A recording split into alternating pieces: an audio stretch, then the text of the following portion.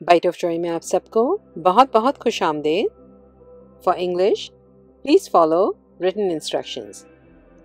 आज हमने बनाए हैं बहुत ही मज़ेदार पालक से बने होममेड पास्ता। और बहुत सी मज़ेदार रेसिपीज़ के लिए हमारे YouTube channel bite of joy को ज़रूर सब्सक्राइब कीजिएगा। तो यहाँ पे हमने ली है पालक जो 170 ग्राम्स के करीब है। बेबी स्पिनच का हमने इस्तेमाल किया है, आप चाहें तो रेगुलर पालक का भी इस्तेमाल कर सकते हैं। और हमने देखिए ये पैकेट इस्तेमाल किया था जो 6 आउंस के करीब है, तो ये अब तकरीबन 170 ग्राम्स के करीब ही होता है। आप चाहें तो रेगुलर स्पिनच ले लें और इसे ही है कि वेइंग स्केल पर आप थोड़ा मेजर कर लें। यहाँ पे हमने लिया है एक नॉन स्टिक पैन, इसमें थोड़ा सा आप ऑयल डालें और इसे अच्छी तरह से ब्रश कर लें तमाम साइडों पे और नीचे की तरफ, ताकि यह कि जब पालक हम इसमें पकाएंगे तो वो इस पर चिपके नहीं। तो अब यह है कि तमाम पालक जो आपने वज़न करके रखी थी वो हम इसमें डाल देंगे। चूल्हे की आंच हमने मीडियम हाई ही रखनी है और चमचा इसमें मुसलसल चलाते रहेंगे। मकसद ये है कि एक पालक को जो है हमने पूरी तरह से मुरझाना है और इसे बस हमने पकाना भी है थोड़ा सा। मतलब ये है कि जैसे ही ये इसकी चूल्हे की गर्माहट इसे मिलेगी तो ये देखें मुरझा सी गई है। और इस तरह से जब ये पूरी तरह से मुरझा जाएगी तो हम इसे एक छन्नी में निकाल लेंगे। नीचे हमने बोल रख दिया था और ऊपर जो है चमचे से आप इसे प्रेस करेंगे तो देखें ये सारा जो इसका पानी है वो निकलता चला जाएगा। और यही है कि इसमें से जितना भी पानी था वो हमें बाहर निकाल देना है, क्योंकि अगर आप ये स्टेप नहीं करते और डायरेक्ट स्पिनच को आप मैदे में डालेंगे तो ये बहुत ज़्यादा उसका पानी छूटेगा। तो ये स्टेप करना बहुत ज़रूरी है। इस तरह से स्पिनच जो है आपकी हल्की सी पक भी चुकी है और उसका पानी भी निकल गया है।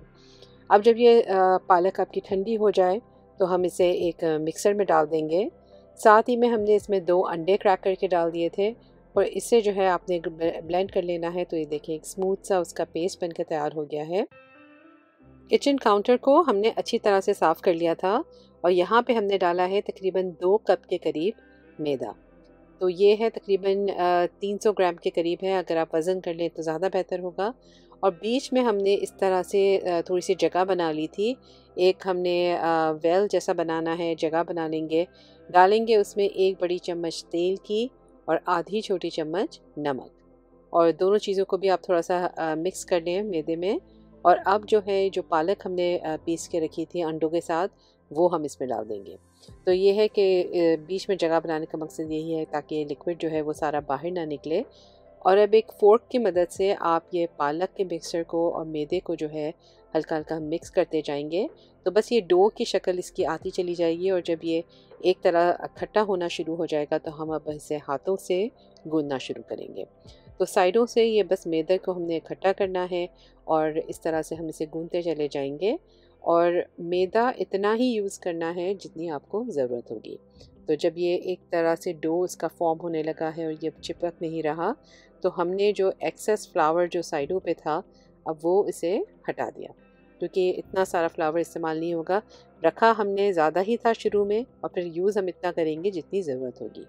अब इसे आप हाथों से बेलते चले जाएं। और अब आप नोट करें कि अगर ये आपका डो जो है बहुत ज़्यादा ड्राई हो रहा है और ये क्रैक होना शुरू करेगा तो आप इसमें हल्का सा पानी डाल दें।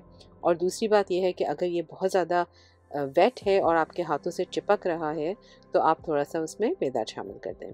और बस इस तरह से हमने स्मूथ इसका डो बना लिया था। और सैरान रैप में अब इसे हम रैप कर लेंगे, प्लास्टिक में या कोई भी कंटेनर में आप डाल दें और इसे फ्रिज में 1 घंटा हमने ठंडा करने रख दिया। अब 1 घंटे बाद चाहें तो आप इसे ओवरनाइट भी रख सकते हैं, लेकिन 1 घंटा आपने डेफिनेटली रखना है इसे फ्रिज में। यहाँ पे हमने अब सूजी का इस्तेमाल किया है। तो सारा जो हम इसमें अब रोलिंग का प्रोसेस करेंगे वो इसमें हम सूजी यूज़ करेंगे। थोड़ा सा आप मैदा भी यूज़ कर सकते हैं, लेकिन ज़्यादातर ये है कि सूजी का इस्तेमाल किया जाएगा। और अब ये हमने इसे 4 टुकड़ों में कट कर लिया था और इसके 4 हम पेड़े बना लेंगे। पेड़ों का ये है कि आप एक पेड़े से जब आप काम कर रहे होंगे और उसको रोल करेंगे तो बाकी के 3 जो है आप इसे प्लास्टिक रैप में रख के साइड पे रख दें। और अब यह है कि हमने इसकी बड़ी सी रोटी बेलनी है। तो साथ में हम सूजी भी छिड़कते जाएंगे, थोड़ा थोड़ा मैदा भी आपको लगाना हो तो बेशक वो भी लगा लें। और इसे आप थिन जो है ना बहुत ही पतली से हमने रोटी बेलनी है। बेलने की थिकनेस इतनी ही रखें जितनी आपको ज़रूरत हो, क्योंकि पास्ता जो है वो आपका इतना ही थिक या थिन बनेगा जितना आपने इसे बेला होगा। आप चाहें तो मशीन का भी इस्तेमाल कर सकते हैं। किचनएड का जो मिक्सर आता है उसमें भी अटैचमेंट मौजूद होता है, आप चाहें तो वो भी यूज़ कर सकते हैं, लेकिन हमने यहाँ पे सिर्फ हाथों से इसे बेला है। पीवीसी पाइप अगर अवेलेबल हो और साफ़ करके अच्छे से क्लीन करके आप उसका भी इस्तेमाल कर सकते हैं, तो उससे भी है कि काफ़ी इसे पतला बेला जा सकता है। या कोई भी बड़ा आपके पास बेलन हो तो उससे आप बेल लें और इस तरह से हम बेलते चले जाएंगे। तो इस तरह से एक एक करते हुए हम चारों रोटियों को बेल लेंगे अच्छे से, और इसे अब आप किचन काउंटर पे 15 मिनट के लिए रख लें ताकि ये थोड़ी सी ड्राई हो जाए। और 15 मिनट बाद जो है अब फिर हम इसकी कटिंग शुरू करेंगे। अच्छा, यहाँ पर हमने जिस शीट को पहले बेला था उसे हम पहले कट करेंगे। तो इससे हमने आधा पहले शीट को कट कर लिया था और अब जो है ना हमने इसकी पतली पतली स्ट्रिप्स कट करनी है। तो चाहें तो आप एक तेज़ छुरी ले लें, उससे कट कर सकते हैं, लेकिन हमें पिज़्ज़ा कटर से इसे कट करना ज़्यादा इजी लगता है। और बस ये है कि बहुत ज़्यादा एग्जैक्ट इसकी मेजरमेंट की ज़रूरत नहीं है, बस आप इसे उतनी ही स्ट्रिप्स में कट करेंगे और उसकी थिकनेस इतनी ही रखेंगे जितनी आपको पास्ता की थिकनेस पसंद हो। तो यहाँ पे हमने इसे काफ़ी थिन कट किया है और ये देखें कितने तो खूबसूरत ये लग रहा है, और ये बन के तो और भी इसका कलर जो है वो बहुत ही प्यारा लगता है। अच्छा, यहाँ पे अब हमने एक बेकिंग शीट ले ली थी और उसमें इस तरह से पास्ता को कट करके हम शीट्स पे डाल देंगे।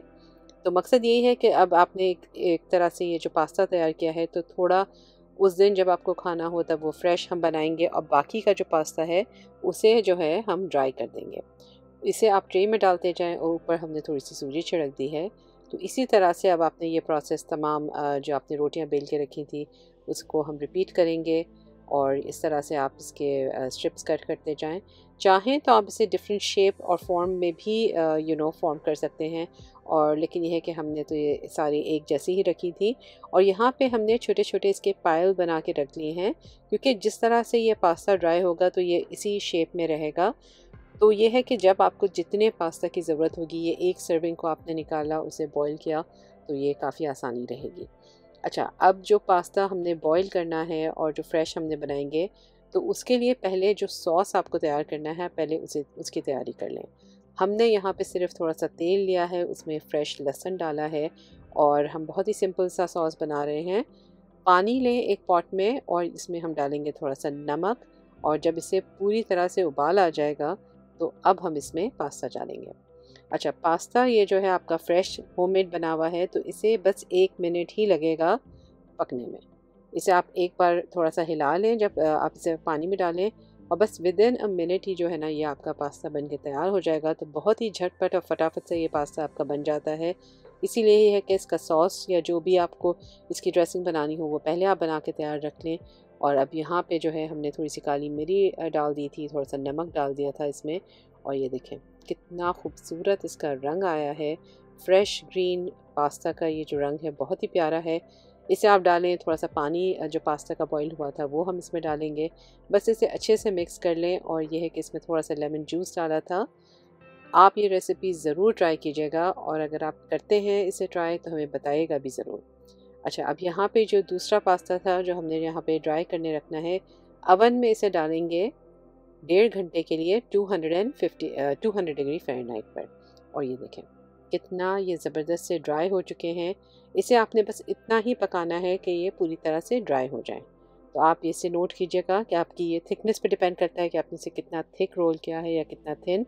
तो आप देख लें कि ये अच्छी तरह से ड्राई हो जाएगा, और फिर जब ये अच्छी तरह से कूल हो जाए तो आप इसको एक के ऊपर स्टैक करके कोई भी कंटेनर में रख दें रूम टेम्परेचर पर। इसे ज़रूर ट्राई कीजिएगा। हमें इंतज़ार रहेगा आपका कि आपको ये रेसिपी कैसी लगी। अब आप भी इसे बनाएं और अपने प्यारों को खिलाएं। और बहुत सी मज़ेदार रेसिपीज़ के लिए हमारे YouTube channel bite of joy को ज़रूर सब्सक्राइब कीजिएगा।